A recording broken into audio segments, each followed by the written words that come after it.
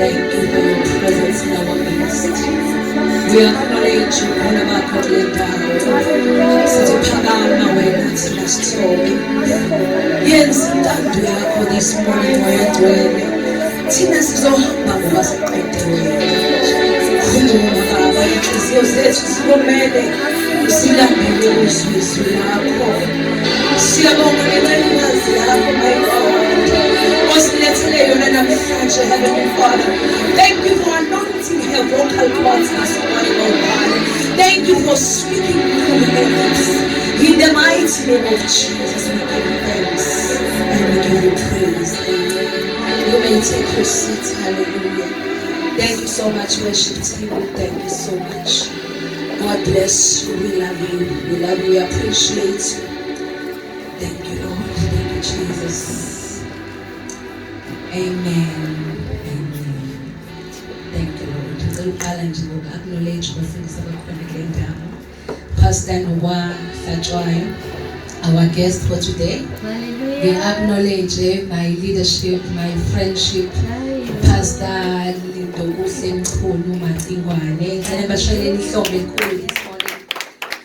Thank you, you are most welcome. Siyabonga kakhulu. Ngicela ungamoshike isikhathi impi ibimisile this morning. Impi ibimisile angiyazi into enje. You know, I just said, Lord, what's happening?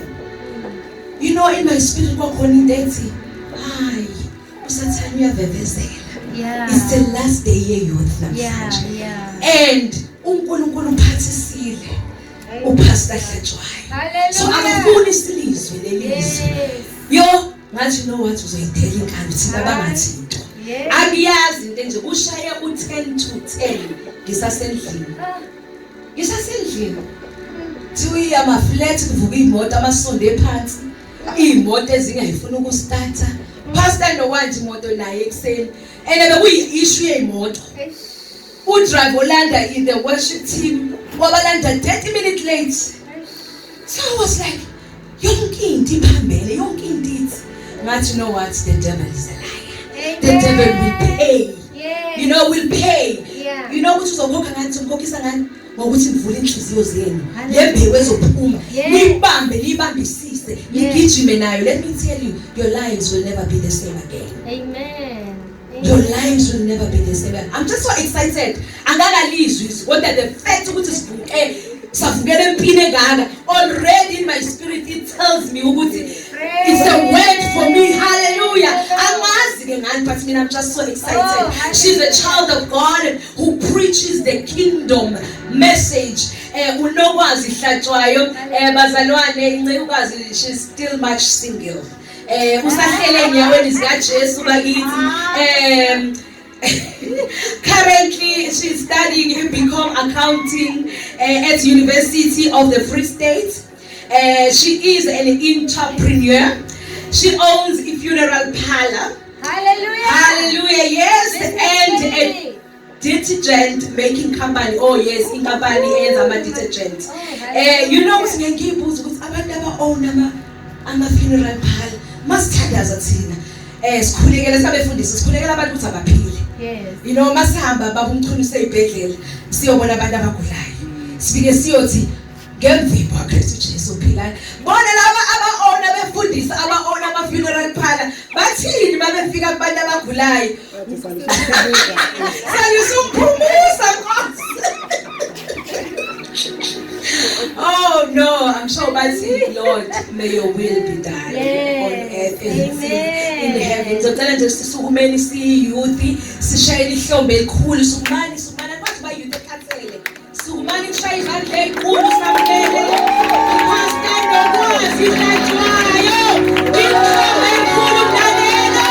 Hallelujah, hallelujah, hallelujah. Glory, glory, glory, glory to Jesus. You are worthy, Heavenly Father. Thank you for your word this morning. Our hearts say yes to you. Hallelujah. Hallelujah. Amen. Manje nikusizana and the worship team. We'll just say we Nkosi yamakhosi nomdali womhlaba. Oh yes. Yes, Lord. Anginalo ithalente ingakho ngithi worship team ngicela ningisiza. Hallelujah. Thank you, Jesus. Thank you. Uyinkosi yamakhosi, ungumdali womhlaba, zonke izizwe zibabaza ubukhulu bakho. Uyinkosi yamakhosi, ungumdali womhlaba, zonke izizwe zibabaza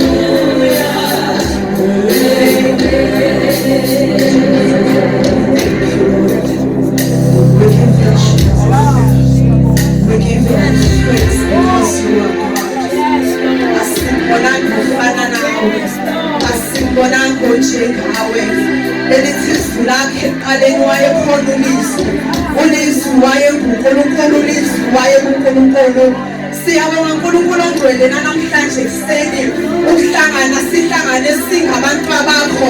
Uthe wena babezwi lakho uma babili abathathu beke bahlangana ngegama lakho, wena babuya kuba kuyo leyo ndawo. Sibonga ipresence yakho namhlanje ekseni. We acknowledge ubukhona bakho. Sithi thatha indawo yakho njengoNkulunkulu. More than anything, oh God, we just want to say thank you for the love that you have for us, oh God. Elizwi lakho ngokuba wena wathanda izwe kangaka wase wanikela indodana yakhe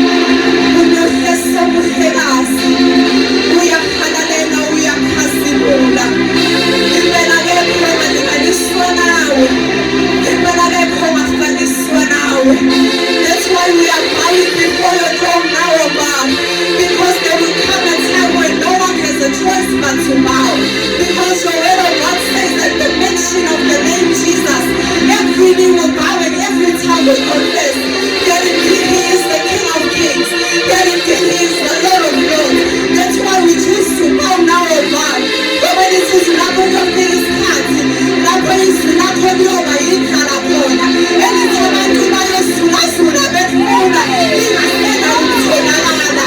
So we have come to help mighty God. We have come at your feet, Almighty God, praying that usonde ngokukholeka, usondele izwi lakho. Your word is everything to us, oh God. Your word is everything. Your word is the light into our lives. Is sharper than any two-edged sword. What is able to divide between bone and marrow. We pray that your word does that today. And it is without God, it takes this one word for our minds to be transformed, for our lives to be changed. We need a rhema word from your God. We pray that we receive that word, oh God, that is going to turn our situations around and that is going to change our lives around.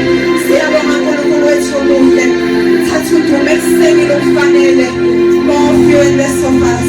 It's in the mighty name of Jesus Christ that we pray. Father, we thank you. We thank you, God. Amen. Hallelujah.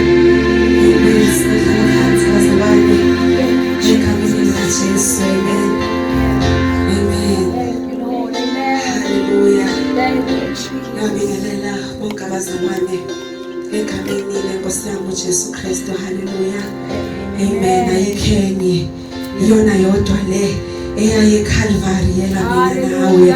Angiyazenye bakhona abanye uNkulunkulu banamadlebe kodwa bezwa banamehla babone kepha lonke imkhonzayo mina lithi izwi ngokuNkulunkulu wathanda izwe kangaka waze wanikela ngaye yedwa. Hallelujah.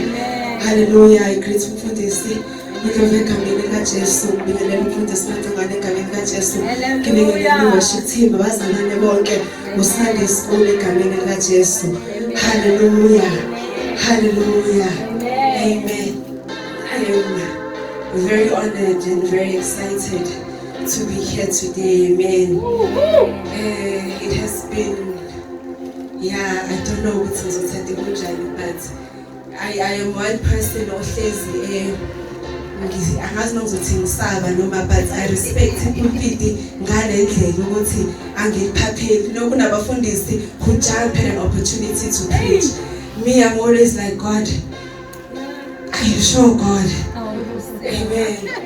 So but ngosizo laNkulunkulu ngoba sisizwa nguye, he always reveals a word for that moment and that season. Hallelujah. We're going to open our Bibles. I won't keep you long. Sizovula amabhayibheli ethu in the book of Unumero noma uNumbers chapter 21. Mase futhi uphinde uvulela uJohane chapter 3. Amen. Sizobala kodwa sifunde kuNumero chapter 21 verse 4 to verse 8. Angazi noma ukhona ufundayo noma ngifundele. Verse 4. Basuka entabeni yaseHori ngendlela yolwandle olubomvu ukuba bazungeze izwe laka-Edomu. Inhliziyo yabantu yaphela amandla ngenxa yendlela. Verse 5. Abantu bakhuluma kabi ngoNkulunkulu nangoMose bathi nisikhuphuleleni eGibhithe ukuba sifele ehlane na. Ngokuba akukho sinkwa, akukho manzi. Umphefumulo wethu uyanengwa yilesi sinkwa esilulana. Verse 6. uJehova wathuma inyoka ezibuhlungu phakathi kwabantu, ezinesihlungu phakathi kwabantu, zabaluma abantu abaningi bakwa-Israyeli bafa. Verse 7.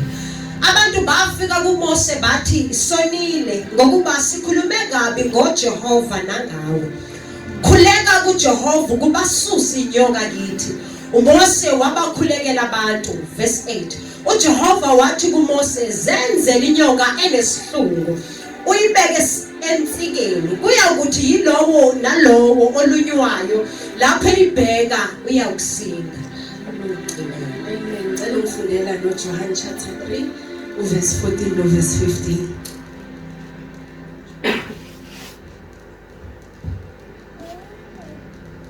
Verse 14.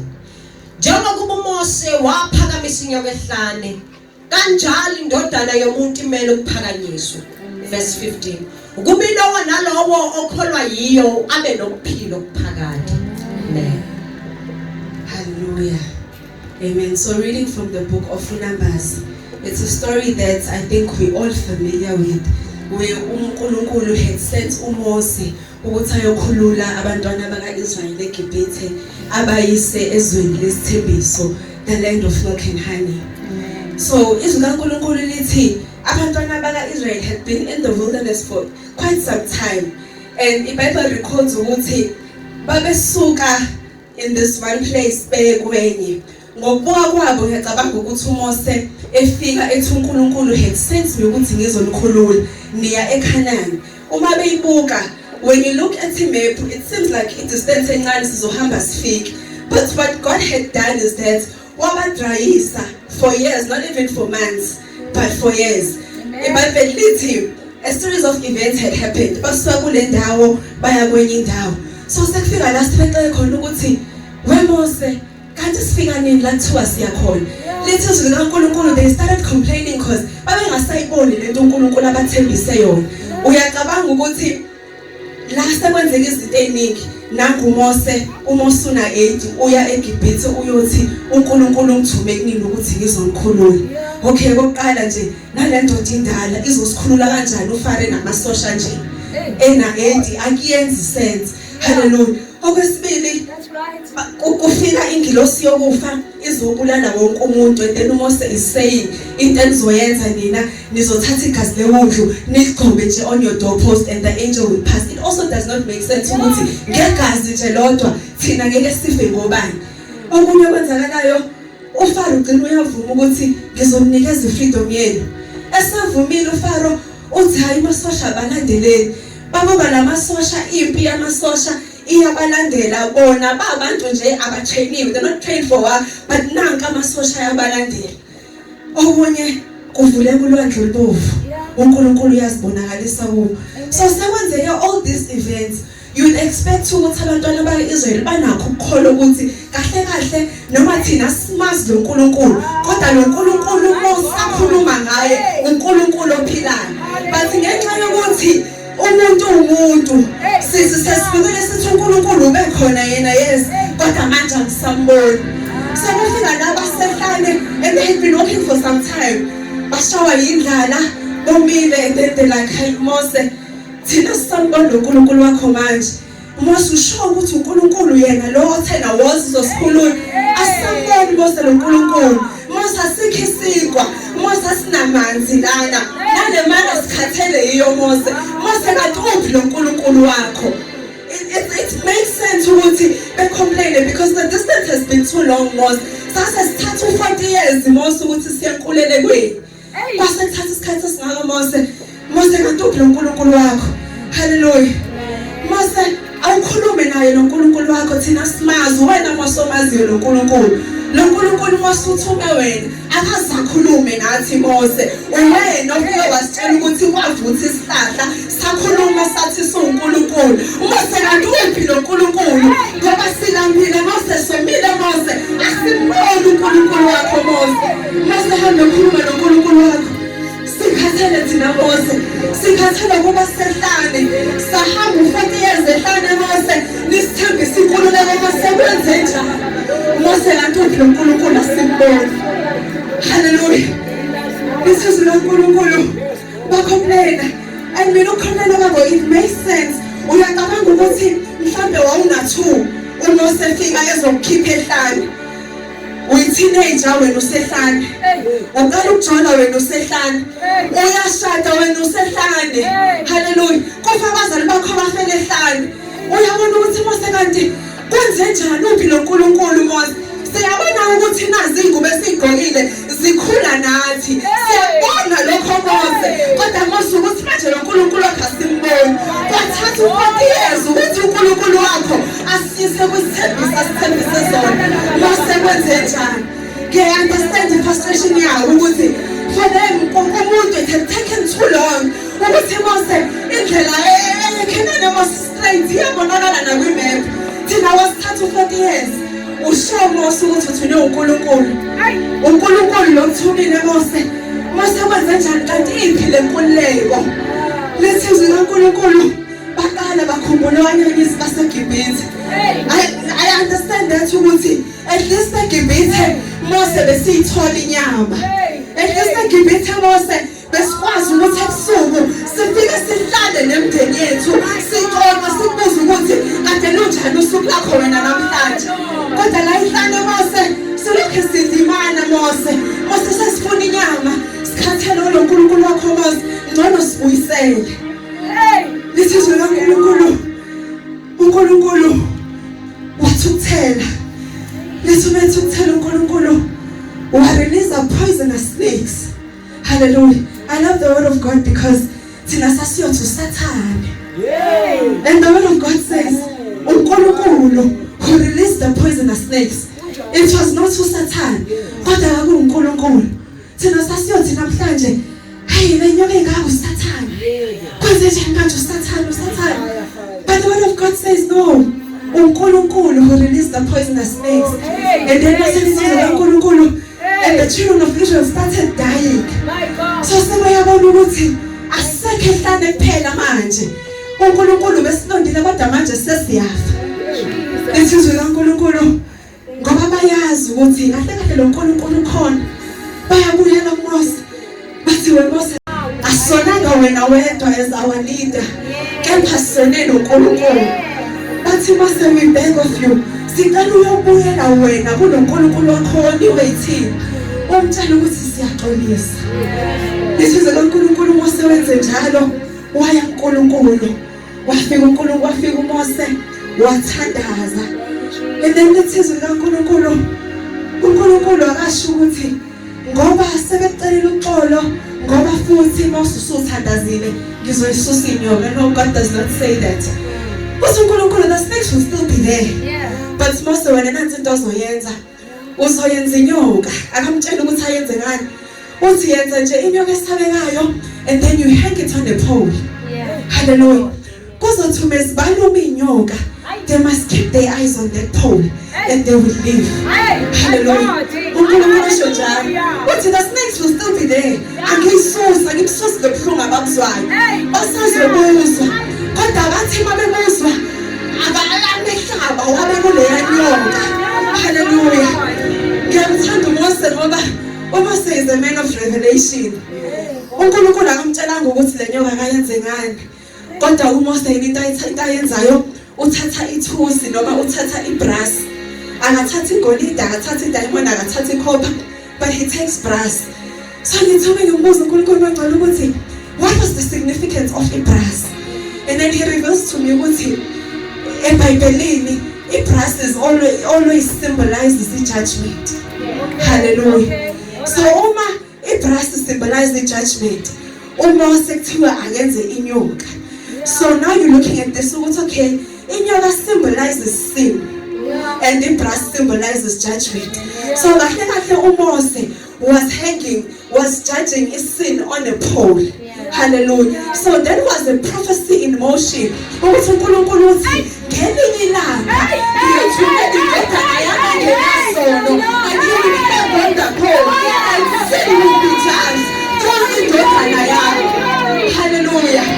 He makes the snakes made of brass and sin is judged. When uNkulunkulu uyaprophesy ukuthi ngelinye ilanga indodana yami will become sin, and that sin will be judged on the cross. Hallelujah. I love the revelation ya Mose ukuthi oyengathatha noma yini uMose, kodwa uMose uthi yini engayithatha and he takes ithusi. UMose lensizwe uJohn njengoba inyoka yethusi yaphakanyiswa ehlane kanjalo nendodana yomuntu ifanele ukuphakanyiswa. Hallelujah. Hallelujah. Amen. Hallelujah. So in other words, Jesus became the brazen serpent for us. Hallelujah. uJohn masufika uyasikhumbuza ukuthi niyayikhumbula i-brazen serpent which was made as a judgment ehlane. Kanjalo namanje indodana yomuntu isafanelwe ukuphakanyiswa. Kuthi uNkulunkulu kuMose, listen Mose, lezi nyoka zisazoqhubeka zinilungu. Uthi but Moses, when the snakes bite, uthi here's what you need to tell them. Ubatshela ukuthi uma belunwe inyoka abangayibali ukuthi ngilunywe yinyoka ekhaya. Uthi uma sibaluma lezi nyoka abangahambi beyenza research ukuthi lo hlobo lenyoka yini. Hallelujah. Kodwa uthi Mose uma ibaluma, do not count the snakes. Do not even try and find out ukuthi ususa kanjani upoison wale nyoka. Just keep your eyes on the pole and you shall live. Hallelujah. Amen. Sinjalo abazalwane, we have a judgment on the pole which is Jesus Christ. But thinking abazalwane, zithi uma ifika inyoka sifuna ukuyibala ukuthi okay, this snake is now poverty. Uma sesiyagijima sabangani bethu ukuthi umulunywe ipoverty wenze njani? Umulunywe ama-death wenze njani? Umulunywe abantwana abahluphayo wenze njani? And then God is saying, look at the cross, look at Jesus on the cross and you shall live. There is no point ukuthi unophumana inyoka ukuthi wena usulunywe ukuhlupheka, wena usulunywe ipoverty. Mina sengilunye ngehlobo lenyoka. To look at Jesus on the cross and you shall live. Because Jesus is the ultimate picture before God. When you look at Jesus, you shall live. Do not count snakes. Uma lokhu uyofuna ukuyobuza, abanye zizisa inyoka zibaluma, balokhu befuna ukuyobuza. Kodwa ngaba babonayo ukuthi engathi ngiyathakathwa, engathi ngilunge inyoka yokuthakatha, engathi bangithakatha. And God is saying, there's the man on the cross. Look at the man on the cross and you shall live. Hallelujah. We have been given uJesu. Hallelujah. uJesu is the solution to everything. uJesu is the solution to everything. Stop counting your snakes. The snakes will still bite us. Sengabantwana bakaNkulunkulu, inyoka zizosukuma. Sengabantwana bakaNkulunkulu sisindisiwe sikhona. Inyoka will still be there. But God is saying, you shall see no khona inyoka, but keep your eyes fixed on Jesus. Lezi nyoka ngiyazile ukuzokubulala. Lezi nyoka zizokwenza sure ukuthi amehleli unwabekile, awasuki. Hallelujah. Hallelujah. Lithi umbuso udlulela ningashinda oyeni. Hallelujah. Hawushinda oyeni. You do not stop looking at Jesus.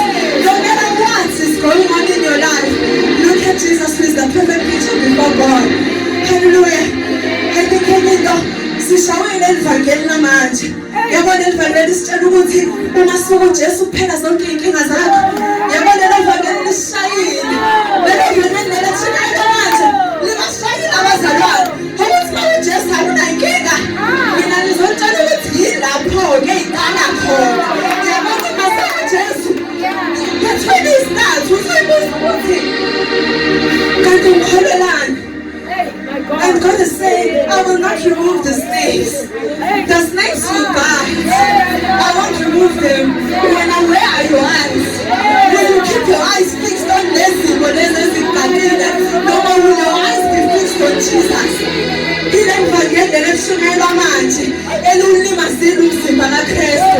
Sifika abafundisi basitshela ukuthi all you need to do is receive. And that is totally wrong. Asile izwi lelo. Asilona izwi. Asile izwi lelo. All you need to do is receive. Go in the way. Show us in the way. When it says all you have to do is receive. Hallelujah. Ngikhuluma ngevangeli elitshela ukuthi ziningi inhlupheko zolungileyo. Kodwa ziningi kanjalo lithi uNkulunkulu yena omkhululayo. Hallelujah. Alikhululwa ukuthi wena uthele emsini.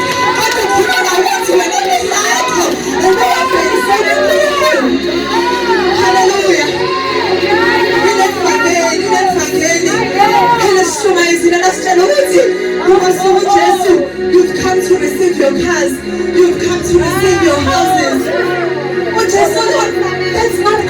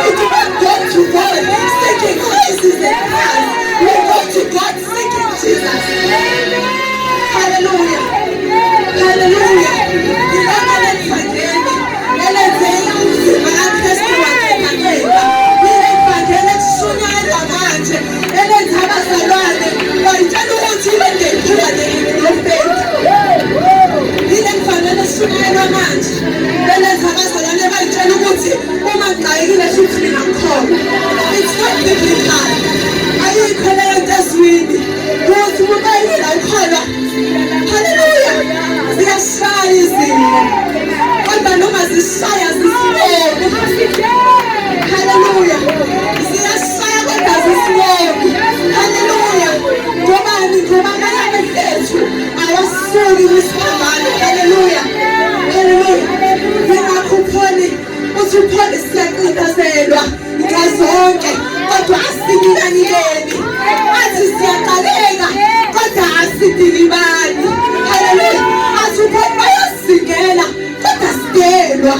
Athi upholi basiwisa phansi kodwa sibhujiswa. Yindaba siyobhujiswa. Athi ngoba sithwele sithwele njalo njalo emzimbeni yethu. Ukufa kukaJesu. Hallelujah.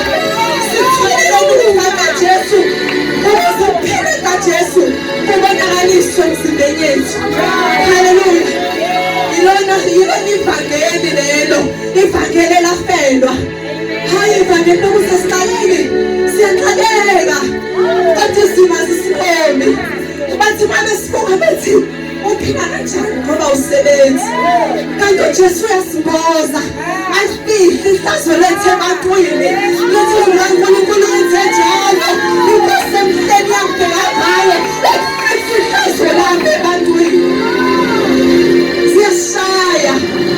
Kanti ukuthanda lethu siwasuse esiphambanweni. Asisinqobi ngoba lethu asiwasuse esiphambanweni. Hallelujah. Bazalwane, in this room, inyoka zizosiluma. Uma kade ngithengela ukuthi mina ngizothi inkinga zenu ziyaphela namhlanje, ayipheli namhlanje. Yila izoqala khona-ke ukuthi the word of God will be tested. Yila uNkulunkulu azoqala khona this week and release all kinds of snakes. Abe ukuthi wena amehlo akho uwabekele. Ukuthi uthathele yini izwi kaNkulunkulu uma lithi fix your eyes on the cross. Yila izodideka khona. Ngizobona ukuthi hayibo kase ngithole inkinga ney'khala manje. Fix your eyes on God. Fix your eyes on God. Hallelujah. Asikho immune to inkinga. As abantwana bakaNkulunkulu, we're not immune to inkinga. We are so not immune to inkinga. Hallelujah. Uma uJesu wazi ukuthi izwe mina lingithandanga, liyosithanda kanjani thina? Hallelujah. Hallelujah. So yini wenza ukuthi lisithande uma lingamthandanga uJesu? Hallelujah. Amen. Uthela abazalwane sebeze bavuka ngo-12. Umuntu uvuka ngo-12 ulokhu uthi you demon of poverty out. And that is not biblical. You can't wake up at 12 and spend 2 hours ukhuluma namadimoni. Yeah, that's right. You can't. I think into enye yawulimaza umzimba kaKristu ilaba prophets bamanga abafika basitshela ukuthi kune spirit of limitation, kune spirit of poverty. Uthi labazalwane bayavuka ngo-12 umuntu aspende 2 hours. You spirit of limitation out for 2 hours. When you could be just saying, God, you are amazing. God, I love you. Thank you for sending Jesus to die for my sins. Your prayers become so demonic centered that when we tell you to kuluma noNkulunkulu that ukhuluma namadimoni. Why not wake up at 12? Just a shout like saying, just saying, how beautiful are you, oh God? How amazing are you, my Father? My Father, I love you. Thank you for sending Jesus to die for my sins. Thank you for the work that was done in Calvary. You are wasting your time. Even our prayers need to become Christ-centered. Your prayers cannot become demonic-centered and poverty-centered. So tell God, I love you. No matter what I'm going through, but you are everything to me. He's able to do exceedingly above. He knows ukuthi umsebenzi uyawudinga uNkulunkulu. uNkulunkulu uyazi ukuthi imali uyayidinga. uNkulunkulu uyazi ukuthi ekhaya yaxakekile. Keep your eyes fixed on him. Keep your eyes fixed on him. Hallelujah. Hallelujah. Njengoba uMose wayiphakamisa inyoka yethu usehlane, kanjalo nentondana yomuntu efanele uphakanyiswe ngoMosi.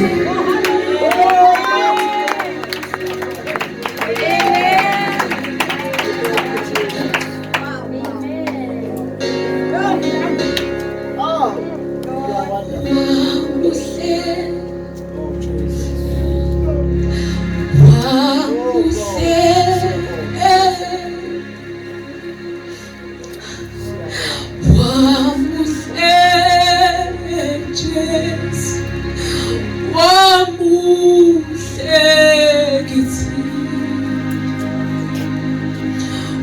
wamuhle wamuhle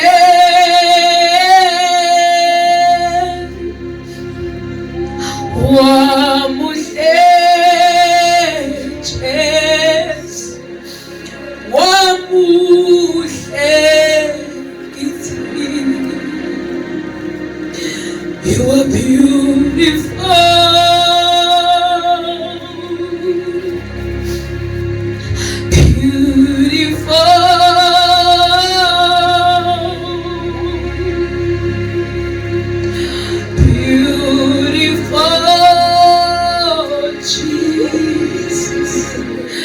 You're beautiful.